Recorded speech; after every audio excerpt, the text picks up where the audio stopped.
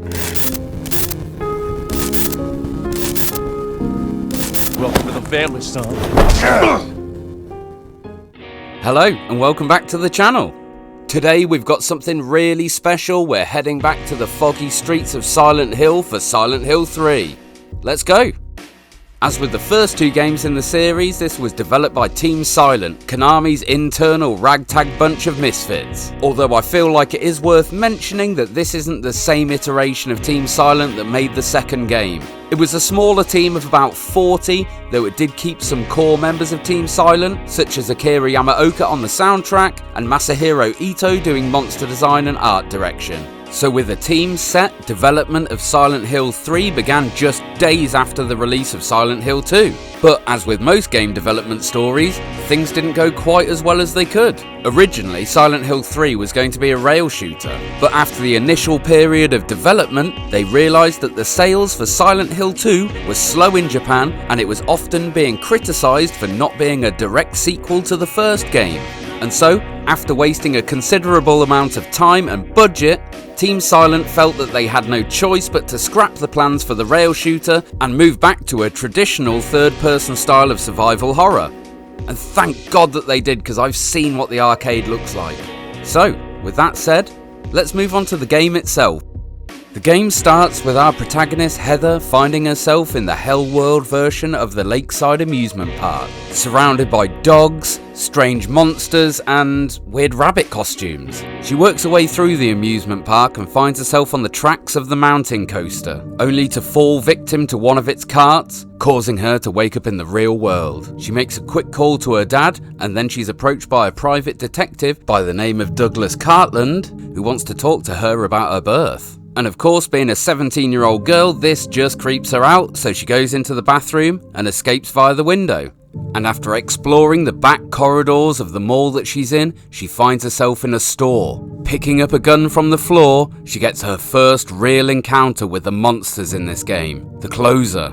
She guns the creature down and continues to explore, solving puzzles as she tries to escape the mall before being introduced to this game's primary antagonist, Claudia, who tells her that she has a power that they need and that she will usher them to paradise with blood-stained hands. At the end of this conversation, Heather gets an intense headache and collapses. Once Heather comes to her senses, she finds her way to the elevator, and this is where she encounters the first transition to the Hell World, as well as a recurring background character, Valtiel, but I'll talk more about him later.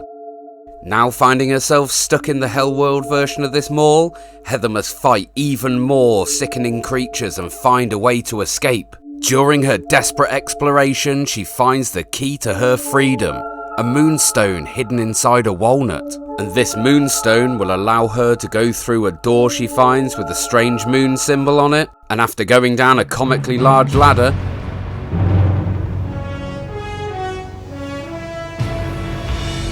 Heather finds herself face to face with this game's first boss, the Splithead. This boss is also a fantastic look into the symbolism that we're going to see in this game, with a kind of juxtaposition between yonic and phallic imagery. It really is quite a gruesome sight, and very fitting with the themes we'll discuss later on, but either way, Heather kills it and the mall returns back to normal, where she meets Douglas again, before heading to take the subway home. Right, so for the sake of brevity, I'm going to move away from doing a step-by-step of the story. All you really need to know at this point is Heather just wants to get home. She makes her way through the subway, takes a train, before navigating some underground tunnels and a building that's under construction, before finally reaching her apartment. And now comes the spoiler warning, and not just for this game, but for Silent Hill 1. When she enters the apartment, she finds her father dead. He's been murdered. What's more, he looks incredibly familiar. That's right, it's Harry Mason from Silent Hill 1, meaning that Heather is the reincarnation of Cheryl Mason that Alyssa gives to Harry at the end of Silent Hill 1 in the Good Plus ending. This obviously has massive implications for the story. Not only does it link this game to the first, it also gives us some insight into what Claudia's motivations are and what might happen to Heather if her plans come to fruition. And once Heather finds that Claudia and her missionary are responsible for her father's death, we get insight into Heather's motivation. good old-fashioned revenge. And so with the help of Douglas, she heads to Silent Hill. Okay, so before I go on and spoil the entire story, let's have a little look at the gameplay and the presentation. Gameplay-wise, Silent Hill 3 really isn't that dissimilar to the first two games. It still has tank controls, although it does have a more dynamic camera than you would see in other survival horror games such as Resident Evil. The combat, whether it be melee or gunplay, still feels a little bit clunky, although I will say against the first two games, it's a lot smoother and it never gets in the way of the game being fun. There isn't a very big selection of weapons, but this didn't seem to be a detriment to the game, and I never found it to be an issue, and you do still get a flashlight, which you are definitely going to need, a radio that emits static to let you know that enemies are close by, and of course, much like the first two games, this game has a fantastic map, which is a godsend because if this game has anything in abundance, it's doors with broken locks. But Heather marks them all on the map, meaning that this is an invaluable tool for exploration. But that leads me to one of my only complaints about the game. The exploration just isn't there the same as it is in the first two games. Once you actually reach the town of Silent Hill, you'll notice that it's the iteration from Silent Hill 2, but unlike that game, you can't really freely explore it. It's only a small section, and there's basically nothing else to see apart from the hospital and Heaven's Night. Now, if I'm being honest, this doesn't really detract from the game too much, because I think it's actually really well paced, but I would prefer if you could explore the town more like in the first two games. So whilst this doesn't detract from the overall quality of the game, let's just say it would have enhanced the experience. One area where the game really shines is its puzzles. There isn't an abundance of them, but a few of them will definitely leave you scratching your head for a while, which was a massive positive to me, and I'm not ashamed to admit that the door puzzle in the hospital got me breaking out the pen and paper, which really gave me a nostalgia kick because I am certain that I would have done that 20 years ago when I first played the game. So we've discussed the gameplay, let's move on to how this game looks and sounds. And the short answer to that is, fantastic. This is definitely one of the best looking PlayStation 2 games, and almost certainly the best looking Silent Hill game that Team Silent produced. The monster design is great and the creatures really make you feel uncomfortable. Almost all of the areas, even outside of the hell world, have a really grimy, dirty feel to them that makes you not want to touch anything. And once you transition to the hell world, that dial just gets turned up to 11, with its aesthetics of blood, rust and chain link fences. It really does a good job of making you feel anxious and unwelcome. And even though Team Silent lost time and budget when they changed the direction of this game partway through, you can tell that everything when it comes to the visuals was deliberate, and a lot of it even subtly supports the story. For instance, the first creature that Heather meets, right at the start of the game, is the Doublehead, the twisted form of a dog, whose influence was drawn from Cerberus, the three-headed hound that guards the gates to Hades, signifying Heather's first steps into this hellish journey. And all of these fantastic visuals and art direction are underpinned by Akira Yamaoka's soundtrack, which has a fantastic blend between dark and foreboding industrial tracks, upbeat guitar songs with gorgeous vocals, and ambient tracks that keep the player feeling uneasy throughout the entire game. Both the visuals and soundtrack mesh together so well that it creates an atmosphere that many horror games can't achieve. Right, so let's get back to talking about the story. I'll drop another big spoiler warning here. From this point on, anything goes, so if you don't want anything spoiled, go to the timestamp up top. Right, that's about enough time. Let's get into it. To understand what's going on in this game, we really need to discuss Silent Hill 1's plot, but if I go into too much detail, this video will take forever, so I'll try and be quick. Over the course of the first game, we learn about a doomsday cult known as the Order, who plan to bring about the birth of their god. One of their rank, Dahlia Gillespie, offers up her daughter Alessa's womb, in which to gestate said god, and this god would cleanse the earth of sinners and begin the world again. During the ritual to make this come to pass, Alessa lost control of her supernatural powers, which led to a fire and in turn led to her being horrifically burnt all over her body. During this episode, Alessa's soul split into two, with the other half becoming a baby that Harry Mason and his wife find on the side of the road and take in and name Cheryl. Eventually, Cheryl and Harry find themselves back in Silent Hill, and she rejoins with Alessa. God is born, Harry kills God, Alessa reincarnates Cheryl, and Harry takes the baby and leaves Silent Hill. Obviously, there's much more to the story, but these are the basics that you need to know to understand Silent Hill 3. Luckily for Heather, Harry left her a notebook which fills her in on all the details. She knows her background, she knows that she may birth a god, but she's still resigned to her revenge. Along this vengeful path, she doesn't come across many other people. Of course, there's Claudia and Douglas, but there's also another man, Vincent, who is a priest in the order, though his motivations and Claudia's are different. He doesn't seem to want to bring about the end of the world, and he wants Claudia stopped. Though, from the very first meeting, you know he is not to be trusted. Right, with all that explained, let's get back to Heather's path. Once in Silent Hill, she goes to the Brookhaven Hospital, looking for a man called Leonard, who happens to be Claudia's father, but by the time you meet him, he's nothing but a twisted mess of flesh. Heather quickly dispatches the creature and goes back to her motel room, where Vincent is waiting, telling her that the church that she's looking for is on the other side of the lake and that she can reach it by going through the amusement park. And of course, blinded by revenge, this is exactly what Heather does, only this time, unlike in the nightmare from the start of the game, she manages to jump out of the way of the mountain coaster, leading her to make her way through one of this game's greatest places, the Borley Haunted Mansion. This section is just a fun curiosity, a little bit like the elevator trivia quiz in the second game, and though I'm not sure, the name might be a direct link to the Borley Rectory, which was once known as England's most haunted house. Either way, this is a fantastic section of the game. And shortly after, we find ourselves on a familiar carousel.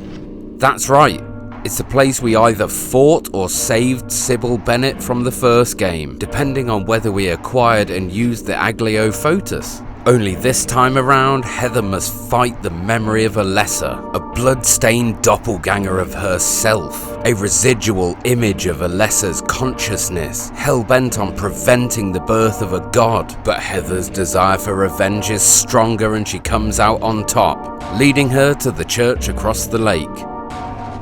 Of course, immediately she's confronted by Claudia, and Heather tells her that she knows she is Alessa and she doesn't want to bring about this new world. And shortly after this conversation, Heather appears to be experiencing Braxton Hicks. Whilst Heather is doubled over in pain, Claudia leaves, and after a short moment, Heather is free to explore the church.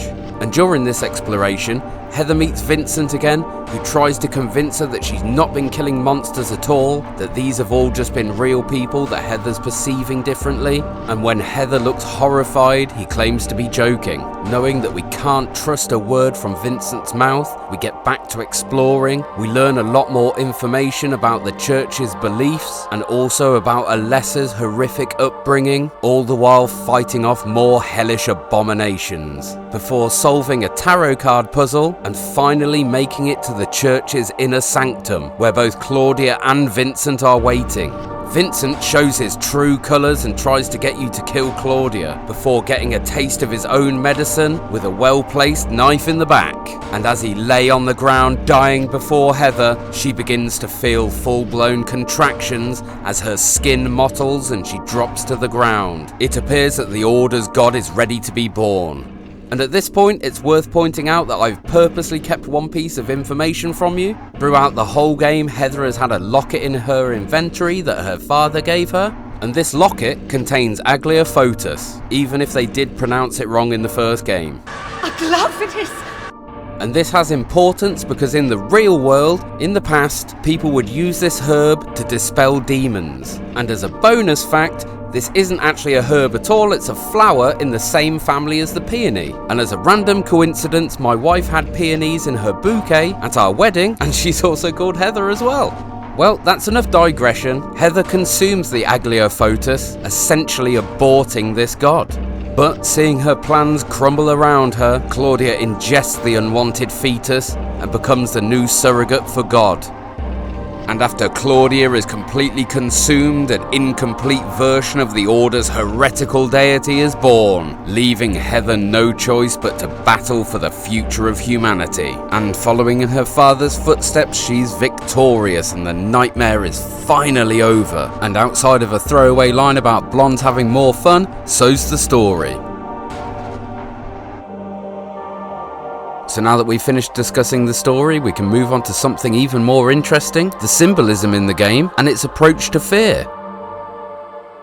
Though on the surface this may seem like just another horror game, the themes of its horror run much deeper than you may initially think, and were also very unique for the time. It plays heavily on many fears that young women must have: unwanted pregnancy, childbirth, forced insemination, and a lack of bodily autonomy.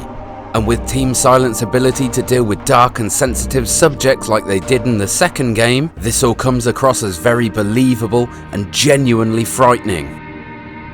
Whilst Heather navigates the world of Silent Hill, she finds herself travelling through several corridors that appear to have blood vessels in the walls, which can be seen as symbolism of growth in the womb or perhaps even travelling the birth canal. And as I mentioned earlier, there's yonic imagery on show here as well. When the Order's god is born, she appears to be surrounded by several labia-like structures, and once again we see Valtiel. This time he's climbing up to oversee the birth. But why is he here and why is he so important? Valtiel is the servant of God. He's been ushering Heather to this moment, and we've seen him throughout the game, but he is never hostile to her. His role is solely to ensure the birth of God. And he appears to be wearing a blood-stained apron and surgical gloves, meaning he can be seen as a Hellworld version of a midwife. Outside of Valtiel, there's several other creatures that I believe have symbolism here. Now, unlike the second game, not all of the creatures here are a direct manifestation of Heather, but at least some of them definitely are. Of course, we've got the split head that we discussed earlier, which now having the context of the story is clearly symbolic of the fear of childbirth. And we also have the insane cancer, who appear to have distinctly toddler-like movements, but I think their biggest symbolism comes from their name. Cancer, an unwanted growth, something that shouldn't be growing in your body, but is. And finally, we've got the closer, which initially came off to me as a phallic creature until I looked at a high-res version of it, when I came to see it more as kind of an anthropomorphized version of the entire female reproductive system, with the face resembling a vulva and the arms being reminiscent of fallopian tubes and ovaries. And of course, this is just my interpretation of the symbolism in the game. The way you perceive these places and creatures may be completely different to how I see them. And I feel that this is one of the strongest suits of the Silent Hill franchise. Because so much of what we're seeing is abstract, it seems to bury into the mind, like a splinter, itching, begging you to understand what you've just seen. Okay, so it's probably time that I give my final thoughts on the game after going back to it 20 years later. But first, I just wanted to say thank you so much if you've made it to this part in the video. Please leave a like and consider subscribing, and definitely leave me a comment. I absolutely love reading them. And now that I'm done with the needy self-promotion, let's get into it. I'm sure it won't come as a surprise to hear that I love this game, but actually over the last 20 years, I'd actually forgotten myself just how much I did like this game. It's not a game that I replay very often. In fact, up until playing it for this video, I probably hadn't touched it in over a decade, which feels like a crime. The story's concise and well-paced. Heather is a genuinely compelling protagonist. She's tenacious and defiant even in the face of these horrors, and she definitely comes across as being a bit more capable than Harry or James. When it comes to the graphics, I think this game really shines, and I feel like it'd be very hard for me to find another PlayStation 2 game that looks better. It's clear that Team Silent really knew how to develop for the console, but unfortunately if you're emulating, that's where you may come into some troubles when you upscale due to the way that the PlayStation handled shaders. But of course I can't really put that as a negative against the game. As a whole, this controls a lot better than the first two games, though it does still have that classic PlayStation 2 stiffness. But once you're used to it, it really doesn't hinder the game at all. And even if you do struggle with the controls, the atmosphere in this game will keep you moving forward. The fantastic blend between Akira Yamaoka's soundtrack and Masahiro Ito's art direction leave the player feeling anxious and isolated, all while still feeling like you're having fun.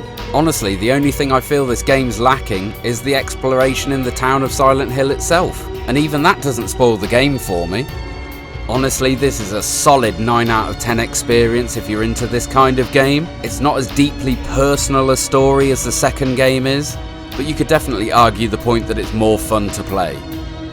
And so here we are at the end of another video. All that's left is to say thank you so much for watching. Please like and subscribe, maybe share with a friend if you think they'll enjoy it. Definitely leave me a comment, and I'll see you on the next video.